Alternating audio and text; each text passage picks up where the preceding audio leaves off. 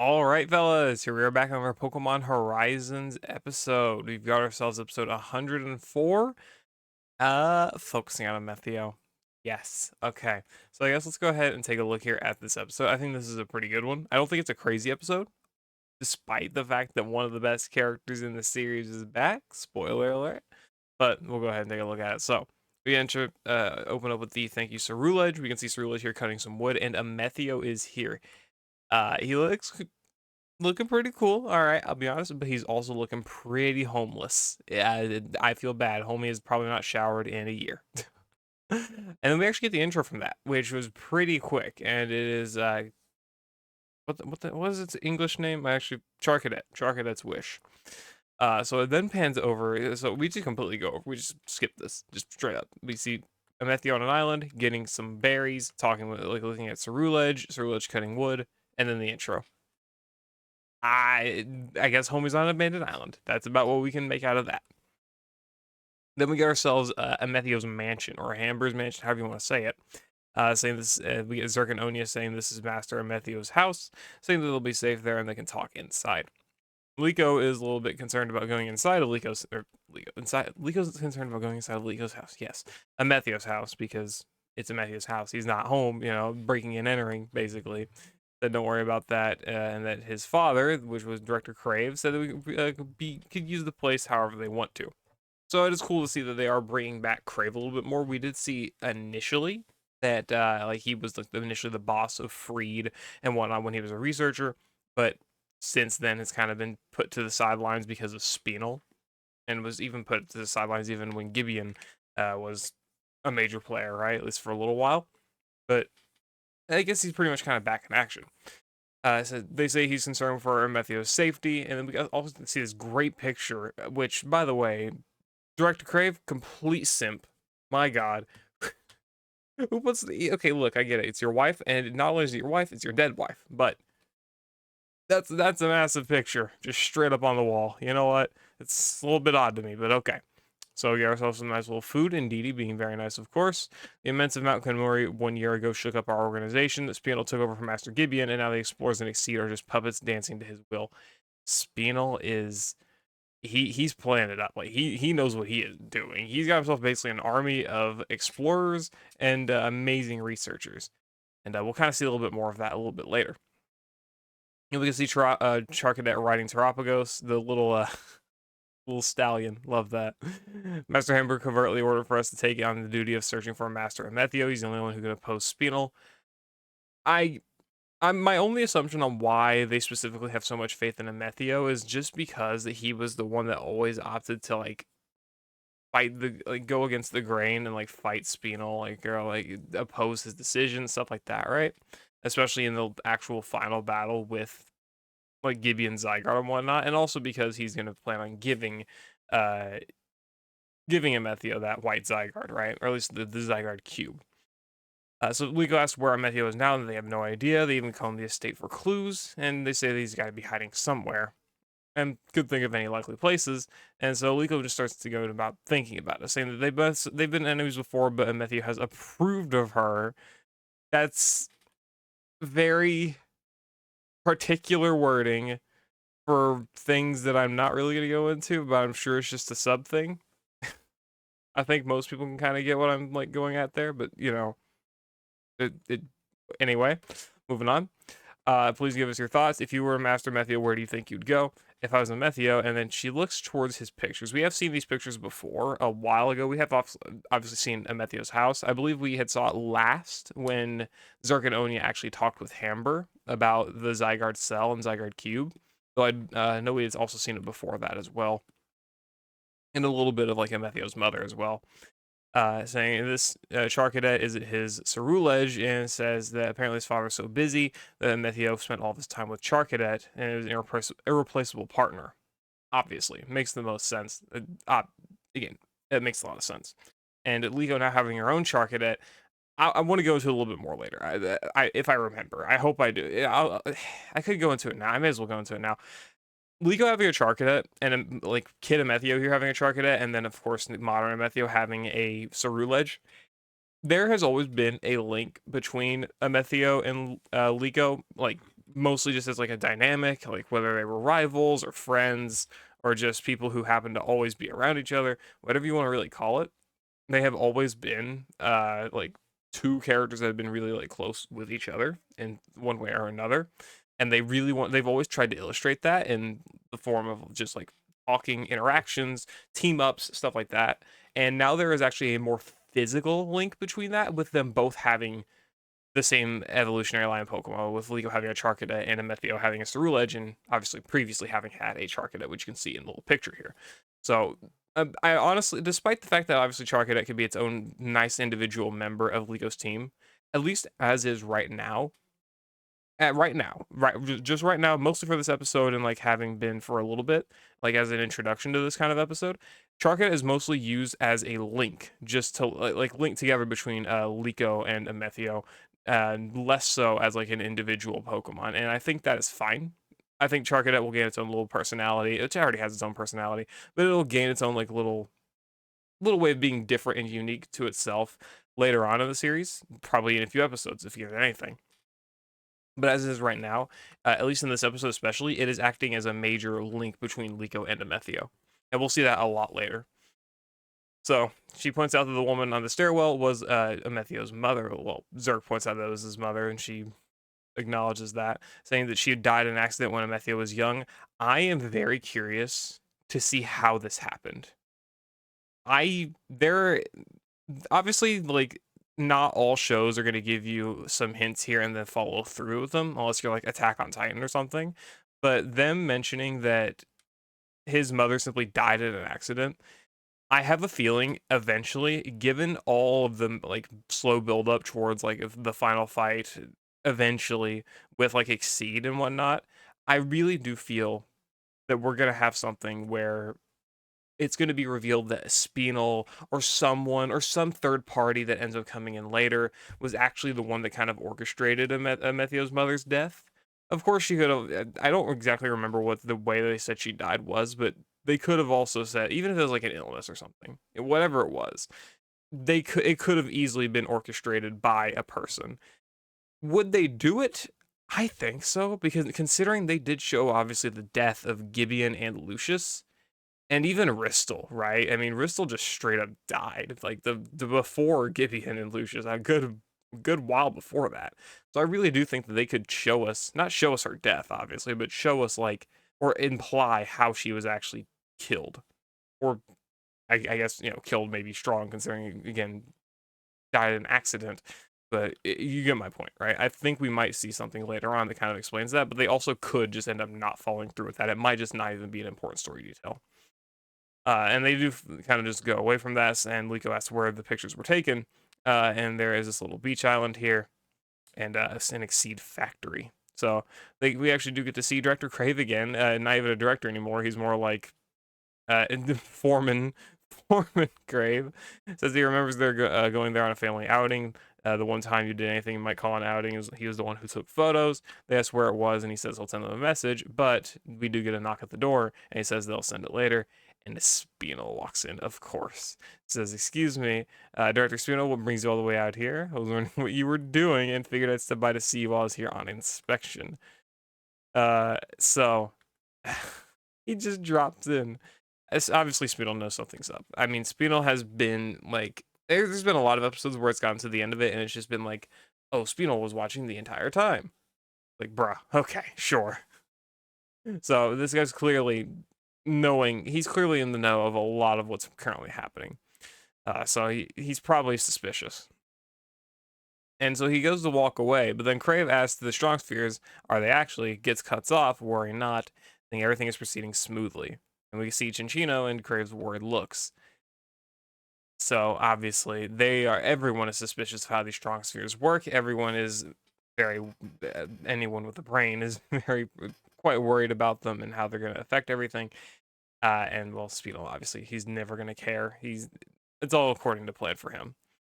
So they do finally get the coordinates of the location, saying it's a little archipelago off the coast of, I believe that is Levencia, saying that the family cruised there together. Apparently, this is the same island where Ametio actually met his Charcadet, which I'm pretty sure was just, I want to say it was luck that he ended up there, but we'll see.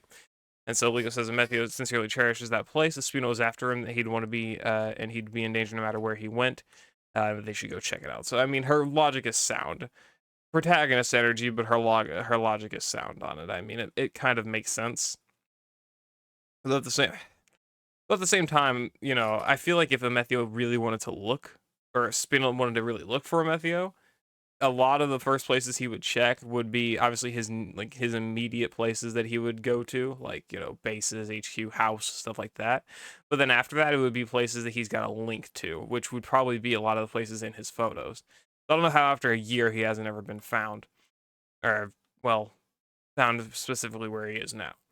So they get on a boat saying that they'll go and find him, leave everything to them, and whatever else. It says that he just runs on autopilot. Yep, I totally trust Zerk as my sailor. He's definitely not a sailor. It's not a sailboat. What the hell do you call a boat driver? It is almost 11 p.m. at night. I'm not doing good here. It'll still be a while. How about you get some rest? Meowscarada's already in the process, or at least hungry. And so Konya pulls out a fucking cat stacks. I don't even know what you would call that, but it takes a whole bowl of it and just starts munching. And of course, I mentioned this in the last episode on the late preview for this one, but obviously she still really likes Meowscarada because early Sprigatito, from when it was a Sprigatito, and she basically kidnapped it in one of the first few episodes of the series. I believe probably episode 2, well, episode 1 part 2, I think is realistically what it would be. I don't remember. Either way, she's a big Sprigatito fan, Meowscarada fan, I suppose, and I do like that little kind of nod back there. She said, and then she professionalizes up, says, "I've prepared something for you as well, so please be my guest," and some nice little food. Cool. The least I could do, considering that this might lead us to Master Ametio. Asking what's wrong, and she asked how they actually met Ametio, and we do get the little backstory here with Zirconia and how they actually did meet Ametio and how they actually became so loyal to him. It's a good story, I honestly imagine. And so they do start up the explorers. Hamber assigns them to take care of Ametio, and they basically just think he's gonna be some kid, and because that they're gonna have to be babysitting. And they eventually get the Jesse and James type.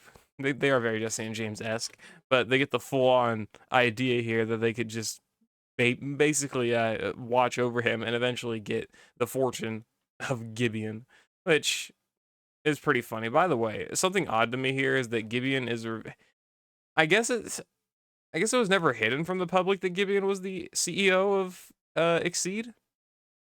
I, I I guess because I mean they clearly know, and they're probably just like new grunts or henchmen, right? So do they just tell everyone who walks in? Oh, by the way, owner's this guy named Gibeon, or is that just like public knowledge? Not too sure. Anyway, saying they get slipped to his good graces, they'll be promoted in no time, get some money, you know, whatever else. And then they soon actually saw who he really was, and, well, Ametio, don't get in my way. We know how Ametio was, right? I think his talent was for completing missions with poise and precision, his discipline, and never neglecting his training. They got some sick suits here. I do like these. Good work we're pulling out. And of course, again, this just kind of shows them that Ametio was actually a really competent person despite his age, right? And that is why they vowed allegiance to him, and said that he didn't have any faith in them at the start, at first, whatever. But they actually ended up considering each other friends, which is nice. And then he abandoned them for a year. Gotta love that. I'm not really sure how the timeline for this works though, because you can look at episode 1 and Zerk and Onya are obviously not like brand new henchmen, but you can probably also like potentially see that they might not have been with the explorers for too long before episode 1 actually happened. And I mean, the duration of time that happened between episode 1 and now, it's at least a year, but it's more than that too. It's probably like a year and a couple months or something like that. I believe they do have some amount of time there. Anyway, and of course they want to aid Master Ametio even more, all that, yada yada. And we do actually get to see the little Zygarde cell again, and Terapagos actually looks towards it and gets like, it doesn't really have any major expression there, but it does take note of the Zygarde because it does obviously remember it probably from the fight in Mount Kamuri, Lagua. And so we do get the mid card here, which this is okay, like cool art, great. Liko with all of our Pokemon. Look at this next one. Dude is homeless. Look at him. He like okay, I get it. He's been on an island for a year, but he looks like he is not. He's definitely not showered in a year. And I'm surprised his clothes aren't in worse conditions, but he is in literal rags. Oh my gosh, poor guy. So we come back to actually being with Ametio on the island here with Cerulege, looking cool as ever, honestly. You know, despite looking homeless, I'm a big fan of homeless Ametio, okay? I will be honest with you. Baking an oranberry, burning it, and, well, it's a fucking hell of a way to live. Some real nutrients there, huh? It's been almost a year since then with the Mount Komori fight, and we do get a little flashback to that and how Ametio's actual like escape went compared to everyone else's. Say they should be far enough out to be safe for now, and say let's go back to HQ so we consider our moves. And he says for them to just go back to the explorers, and that Amber will work something out for them. And so he just tells them sorry, but to let him be alone. This makes the most sense given that Ametio obviously Ametio was obviously there in the middle of it. Actually, does it even make sense? Frankly, honestly, I don't know how Zerk and Onya. I don't know how Zerk and Onya kind of got off scot free, considering they would literally were fighting the rest of the for at least for a temporary bit. They were fighting the rest of the explorers to like make sure Liko and Co got through. If you go back and watch that episode, which I'm pretty sure I did cover on my channel, but anyway, no biggie. So I don't know how the hell they actually got back in the good graces of them, but like of the explorers.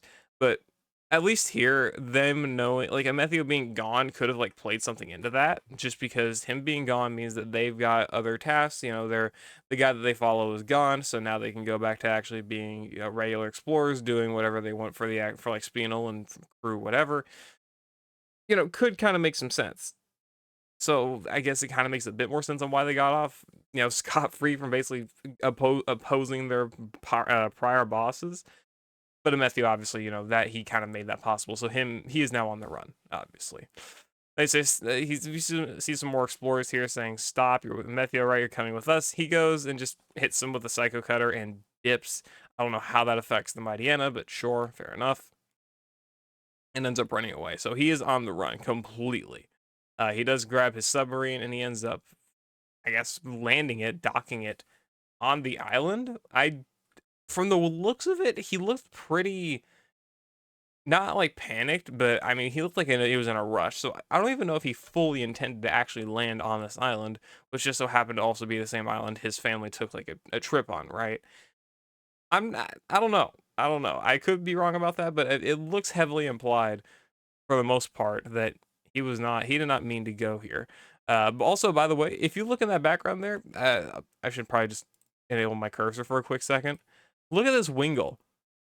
Okay, size proportion relative to these rocks, because these rocks are probably pretty big if you like just judge. There's like the size of the trees there.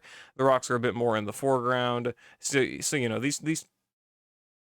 rocks are probably pretty high. That is a big fucking Wingull, dude. Relative to the size of them damn trees, that's a big fucking Wingull. Whoever did the sizing for that messed up, because oh my god, that is a huge bird. Anyway, moving on, we can see they got, I guess, stranded on the island for the most part. We see a bunch of the wild Pokemon here. Says it won't cause any trouble. We let him rest there, and everyone else looks at the Cerulege and kind of just lets it go. So I think the obvious implication here is that they've still recognized Cerulege from when it was a Charcadet, and again, this is the same island that Amethyst actually had met Charcadet, or well, Cerulege, now Cerulege, but originally was Charcadet. So they probably do remember Cerulege from that point, which is honestly a nice little detail.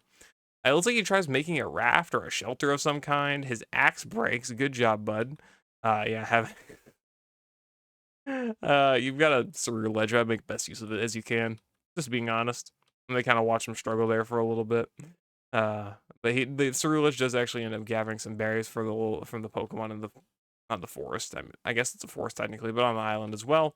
Again, mostly showing us that Cerulege likely grew up here. I mean, giving us that little bit of connection there.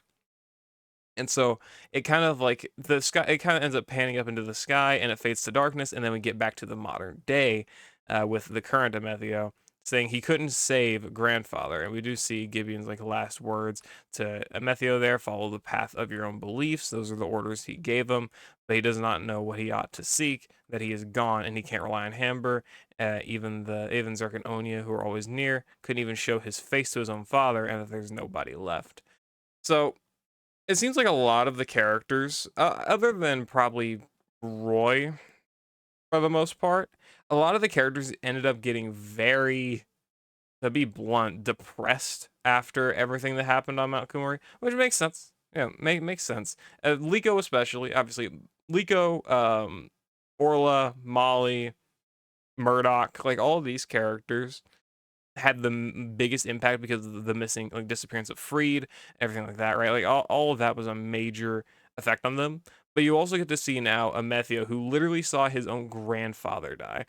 Liko, I'm surprised, did not. Granted, she didn't really know Lucius past him being, a legend or ancient adventurer or whatever. But technically, he was also her grandfather. Just something to consider. But obviously, Ametio literally saw his grandfather, who he knew was his grandfather, actually pass away. Right? Like he just saw him go on. That really probably screws you up a little bit, at least on the inside. So it makes a little bit of sense how he feels very alone right now, even though he knows he can't rely on Hamburg because obviously Hamburg's not nearby, and that would be putting Hamburg in risk if he were to get in contact. Zircononia, similar case, and obviously he can't even contact his own dad as well. They're just he can't really do anything. He's just stranded on an island with no real relationships to kind of look at, and I think that's very, very good to kind of look into given Ametio's current situation. He's very depressed. He's very upset. I was I don't know how using very works there, but I mean there is some level of sadness and sorrow in his obviously expression, you can tell, but also like his demeanor and everything like that. He feels like there is very little purpose for what he should do, especially given that basically everything, grandfather's gone, S- Spinel fucking won. What else is there really to do? And that's kind of his ideology. We get a little flashback here to Charkada and baby Ametio. We get Ametio's mother as well, saying it looks like you found a brother. Grow big and strong someday so you can protect Ametio. I really want us to get more backstory behind Ametio's mother, how she died. Probably, if someone ended up causing her death initially. That might just be my like big anime or a big like cliche storytelling brain kind of going off and firing on all cylinders there, or at least half cylinders. Pretty tired. But I do want to kind of see that happen. I do want to see. I think about the big cliche anime moment with like Ametio fighting someone and they're like, "Oh, by the way, killed your mama," and he gets stronger. I'll be honest with you, not great writing, but I'll take it. So please, that'd be kind of cool. Anyway, yeah, I do kind of. Regardless, I do want to see more of like a look at Ametio's family and like mostly his mother and like what actually ended up happening there.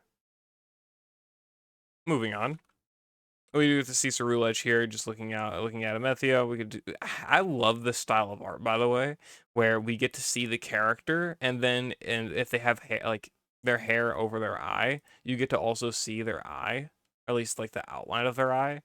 I like the look of stuff like this. Like it makes you would not see this. Like you remove this, and I think a little bit of the framing or like a little bit of the aesthetic of the image is taken away. And if you just make this like straight gray, you can't really. I feel like it doesn't do too well to like show off Ametio's expression. So I really do like that artists actually end up doing that. It does convey a little bit more emotion. Anyway, he looks out into the ocean, asking what is he thinking. He kind of tries to snap himself out of it a little bit, and actually does end up seeing a boat. He wonders if he's been found first, and actually ends up seeing Liko on it. Well, yeah, I honestly I'd be pretty happy about that. Be like, damn, salvation. Because at the same time, it looks like he's kind of he's not stuck on the island, given that he's got a Corviknight, but he also feels like he can't leave. So it's like he has not seen a human being in a literal year. Pure isolation. That's a little rough. Anyway, Lego says Ametio, there he is. There, Zircononia say Mr. Ametio and crashed their fucking boat. Good job, geniuses. It's gonna be a fun time to pay for. Great. And he's just kind of stunned. And well, this is cute. It's nice. The little slight smile saying "you guys," it shows a lot of care. It shows a lot of care. I like it. So they ask that he's been living there. He says, "Yeah, I'm just glad to see they're okay, and sorry for not contacting you." Spino's hunters were relentless. Makes sense. I mean, again, he's been trapped on this island, wanting to talk to people probably, but been just stuck here. And so we get ourselves a few little side glance, a little side glance from Masquerade looking at the camera. This fucking cat. My God. And then Charcadet also looking at Ceruledge, and we're going to get a little bit of stuff out of that. So, Ametio asked if Liko actually caught the Charcadet and said, yeah, I promised to protect her. And Ametio kind of repeats those words, which kind of probably, again, you saw how his mother, or like how his mother interacted and was like, I let Charcadet protect you or whatever. We literally go back to those words actually. Right here. Yeah, and protect Ametio, all right? So, like, it's just another parallel for that. Again, we're seeing Charcadet and Ceruledge here kind of act as a physical link. Like, these two Pokemon act as the direct link between Liko and Ametio's characters, and I'm very curious to see how that develops, because it's been developing literally since episode 1. How much farther is it going to go? Very curious. Master Ametio, please take back the Explorers and Exceed. He asks what they mean. Says that your father was ousted from his seat as director. Now Spinel's doing whatever he wants. The world's decided to brand the Rising Volt Tacklers as villains, thanks to Spinel's lies too, saying that their truth was stolen away. And he just says it sounds like something he'd do. Bro never trusted Spinel. And Liko drops a bigger bombshell saying that the Lockwoom isn't actually gone, which does actually shock him, saying that it's impossible. He's trying to spread tools called Strong Spheres just to make use of Lockwoom, and he does know how that is very foolish to do, and saying that they are trying to stop him, and that is our promise to Lucius, and that they want to completely eliminate Lockwoom that time, or this time. So he knows that he understands, but there is actually nothing he can really do. They get a little bit defensive on that one, saying it's time for him to stand up for his father's sake as well. And he says that it's pointless. Now that he's lost Gibeon and the Explorers, he is powerless. Which is fucking incorrect. This man has acted as a one-man army the whole time. I mean, like, yeah, Zerk and Onia pop up. But anytime Ametio has done anything major, think about it, it's actually been without.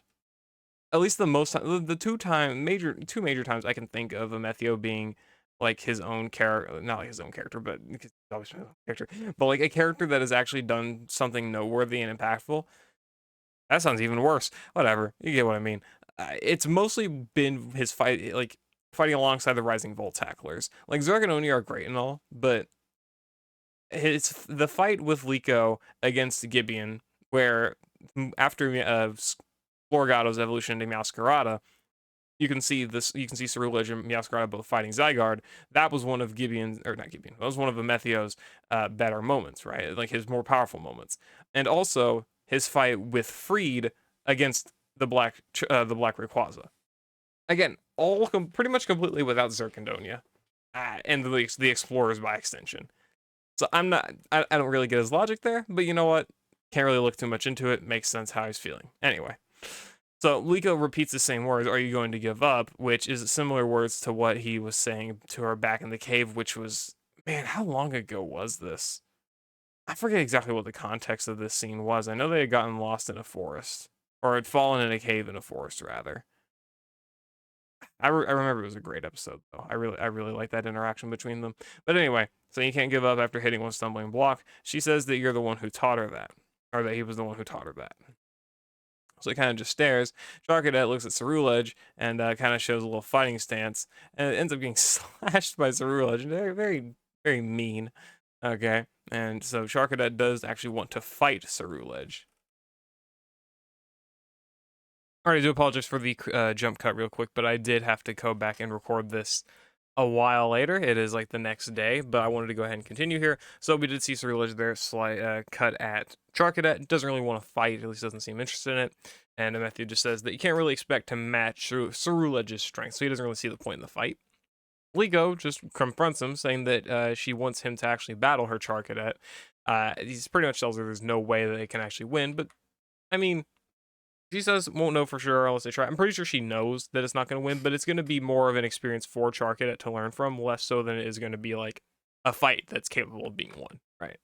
And so he does actually agree to the fight. And they go and actually start fighting here, saying, don't blame me when you wind up in tears. Sure. Terapagos looking interested as always. Meowscarada taking the role of the other characters who would actually be holding Terapagos typically. I do love it. The Meowscarada has been doing it more recently anyway. I do love this little dynamic between them, kind of. It's pretty funny. Anyway, so Charcadet starts off with Ember. Ceruledge just cuts it in half. I mean, whatever, makes sense. It's a little bit of a stronger Pokemon, so it's a bit of a power, bit of level of power to go behind that.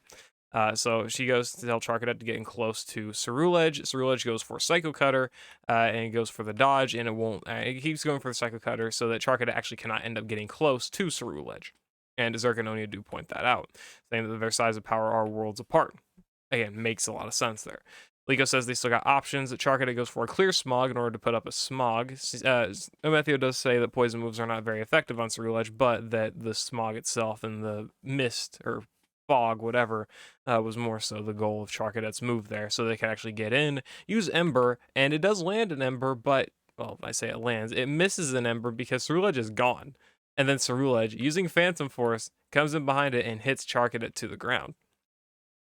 So which Liko points out, with Shadow Force, or Phantom Force, I think it's Phantom Force because Shadow Force, I believe, is Garatina's move. She does know that Ametio never asked Ceruledge or told Ceruledge to use the move. So it seems that the bond between Ametio and Ceruledge has grown to the point where they don't always need to do commands. They can kind of do that big thing where you don't have to actually give your Pokemon commands. You just go off of your eyes, or like Diantha did, or just go off the same wavelength. They don't have to actually call out moves. So pretty cool. It seems that bond has obviously grown a lot stronger over the past year. And Charcadet is on the ground now. Ametio is saying that it's enough to put it back in its ball, but does note that Charcadet is actually still willing to fight. Zerkanonia are pretty against the idea, saying that it's already fought, it's already expended a lot of its strength, which makes sense, but Charcadet's never going to really give up here. It does have that, well, no pun intended, fire burning within it. So it does reignite itself, and it does actually stand back up to fight against Ceruledge again, having actually survived its Phantom Force. And Liko says it's not giving up because it will never give up, and to aim for Ceruledge. Ceruledge goes for Psycho Cutter again, and it actually goes, I don't know what move this would be, whether it be agility or quick attack, or if it's just going faster. It's probably just going faster, but it does actually dodge underneath the Psycho Cutter and goes to land an Ember on Ceruledge, not really doing much of anything, but it did actually land a hit. And Ametio says landing a single hit, hardly like worth noting or worth doing anything or anything like that. But Ceruledge does make the glance, the stare, whatever you want to call it, that is it doesn't admit defeat, but it does like take note of Charcadet's strength, right? I think Ceruledge is the same, and that she also tries to. Yeah, I don't think it's gonna work twice. She tries to get Charcadet to go for Ember again and hit Ceruledge, but Ceruledge just knocks it back with a Bitter Blade. I'm assuming it's a Bitter Blade, and that is the actual end of that fight. Though it was not nearly as brutal as kind of anticipated there. It seems that at least Ceruledge has a little bit more of a respect for Charcadet than it did prior, given especially Liko's ability to actually train it pretty well and give it like appropriate commands and battle and stuff.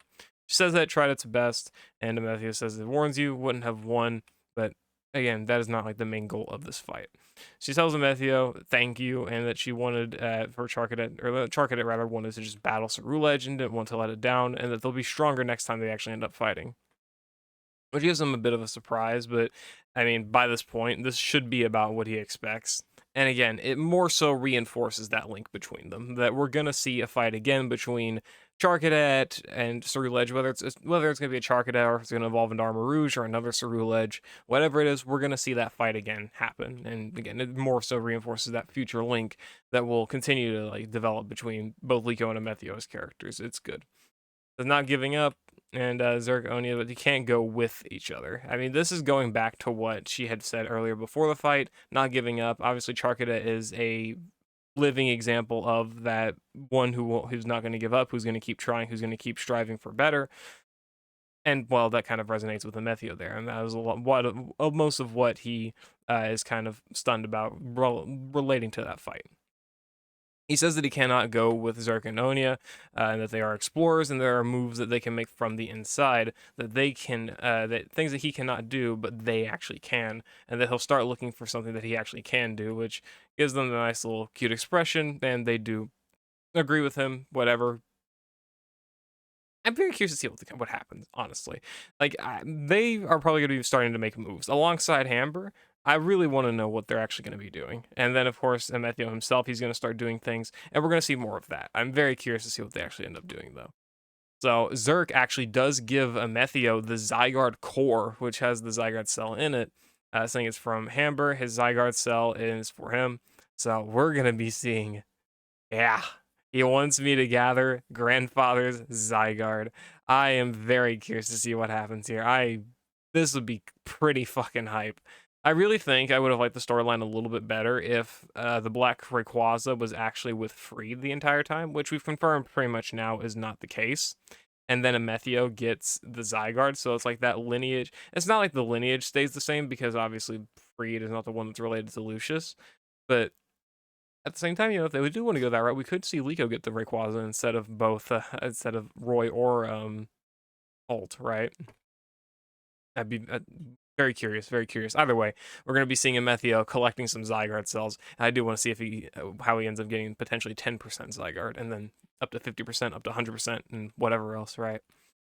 So Liko says that though their paths may differ, that she believes in the path that he chooses, and he just gives a little nod to that, which is great. And Zerk and Onya conclude their report to Hamber, saying that and he'll say that take care on the way back, whatever. Finally, their main goal has been achieved. Give Ametio the Zygarde core, and also, well, I guess before that, find him and make sure he's safe. But secondary goal, give him the core. Zerk was pretty adamant about doing that. It is good that he was focused on the mission for the most part. Saying is glad that they're safe, and we do see Chouse here actually watching the security cams. So this is going to be something that's going to come back pretty much to bite them in the future. It's just enforcing that idea that Spinel, his crew, the explorers in general, whatever you really want to call it, they're going to be watching. They're going to continue to watch and always will be watching everything that's going down and everything that's happening. So we're going to see something. We're going to see this come back to bite them later, whether it be Hamber being, probably use this bait to lure in Ametio for something in the future, or same thing happened to Zerk and Onya, or them getting ousted from the explorers. Whatever's going to happen, it's going to come to a head eventually, and that's pretty much all that signifies. So we get the airship back. We see Charcadet getting healed up from Molly because of its fight with Cerulege. She does say that it actually had a nice battle, saying that she can actually notice that. It is a cool little detail that she can kind of notice, like when a Pokemon is happy or like the circumstances that was around. It's probably especially related to like how its health is. She says she can tell that, which is cool. So our main crew calls for Liko. It says that the ship maintenance is going to be a little bit longer, so that they should go out and have some fun. Not really sure what all that entails. We'll see pretty soon. And Alt also says he's going to be coming along as well. Not to scare him like that. Great, whatever. One episode down where we didn't go through like the main trio and stuff with Dot, Roy, and Liko, and of course Alt is a tag along to that. We got ourselves mostly Liko, Zergonia, and Ametio moments. This is a big another Ametio Liko episode with like developing their relationship, because that's another one, a big duo that we like to always see kind of getting enhanced. So Ametio's finally flying off the damn island. Always had the ability to, but just never did. So maybe his homeless ass can actually smell a little bit better. We do get a very, very nice to be continued shot. So good episode overall. It gave us some more context into what Ametio's been doing, how he's been feeling. Obviously, he's not been feeling well ever since everything happened, right? His grandfather literally died in front of him. He feels like he cannot go back to anyone because he would be putting everyone in jeopardy. It's a similar-ish feeling to like what Liko had been going through in a similar case, which again more so just reinforces their relationship and stuff. So it is cool to see all of that. And then we're gonna get our Mega Evolution Special here, which is gonna be Mega Slowbro. Gotta love that. It's so funny. Why is it making an infinity symbol back there? Apparently it's comfy in the shelter. Interesting. So yeah, Mega Slowbro. Next episode we got Hot Murdoch. Interesting. But it's seemingly gonna be another beach episode. We get to see our main crew here with their beach outfits and stuff, and I think this is a Golden Go focused episode. We get to see Corviknight, Ametio's Corviknight, alongside the Mighty G. I love this. I really want to see how this goes. Apparently Cerulege cutting a carrot, cool. Collecting coins for the Gimmighoul. Apparently some stew is there. We get to see Liko surfboarding with Terapagos, I believe. And we get to see Alt with Sableye there as well. Gimmighoul on Gimmighoul, my god. And apparently on Dot surfboard, yeah. So, and then Golden Go. So, Gimmighoul is finally apparently going to evolve into Goldengo, and we might actually see someone catch it, because it's looking to be more like a filler episode, like typical anime beach episode, just kind of chilling out, doing whatever, messing around. But this seems like it could potentially lead us into actually getting a character to get Golden Go. I'm very curious to see where that goes, though. Very, very cool. A Storm followed by Surfing. Surfago, I'm assuming that's Golden Go. I'm very interested to see how that goes. So, looks like next episode's not going to be anything too crazy. I'm always down for Mighty G episodes, though. I love that guy. That guy is fun. Ametio as well. Seems to be back here in an unrelated note, I suppose. I'm not too sure. And Golden Go. I'm very curious to see if anyone actually does end up getting Golden Go. We'll see, though. We'll see. Anyway, that's my thoughts on... Is it episode 104? I think so. Pokemon Horizons. Let me know what you all thought about it in the comments below. This episode's getting a little bit long. I'm going to go ahead and end it there. I'll see you later. Hope you all enjoyed. Peace.